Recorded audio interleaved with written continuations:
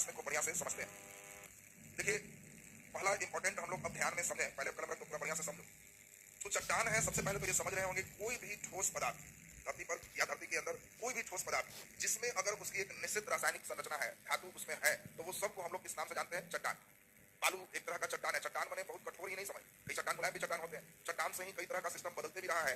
चट्टान मेनली हम लोग को प्रश्न इस प्रकार से आता, तो देखो, आपको पिछले क्लास में जो समझाए थे वो याद करिए। पिछला क्लास आपने देखा था कि 100 किलोमीटर से 200 किलोमीटर के बीच स्फेनोस्फेयर, और स्फेनोस्फेयर में आपको मालूम है कि तरल मैग्मा होता है। इसको हम लोग मैग्मा चैम्बर के नाम से जानते हैं। ये धरती के सतह से 100 किलोमीटर से 200 किलोमीटर के अंदर है। ये स्फेनोस्फेयर में मैग्मा कहां से आता है? कहां से आता है? तो हम लोगों ने देखा था कि ऊपर का जो भूपर्वती है और नीचे प्रवाह है, इन दोनों के बीच घर्षण से प्लेट के अंदर जाने से मैग्मा का निरंतर निर्माण होता है। पृथ्वी का सेफ्टी वॉल्व क्या है? ज्वालामुखी। पिछले दिन समझाया था कि अगर ज्वालामुखी धरती पर नहीं फटे तो धरती ब्लास्ट हो जाए। जैसे कुकर का सेफ्टी वॉल्व है, वैसे ही सेफ्टी वॉल्व। अब ये सभी मैग्मा कई कारणों से यहाँ से चलते हैं। अब देखिए, ये सब मैग्मा यहाँ से चलते हैं। अब ये मैग्मा के आने का भी रीजन सिर्फ एक ही है, वो है प्लेट एक दूसरे से दूर जाएंगे तो बीच से मैग्मा निकलेगा, और ये जो मैग्मा निकलेगा तो ये मैग्मा धीरे धीरे धीरे धीरे इस तरह से करके ज्वालामुखी के रूप में विस्तृत।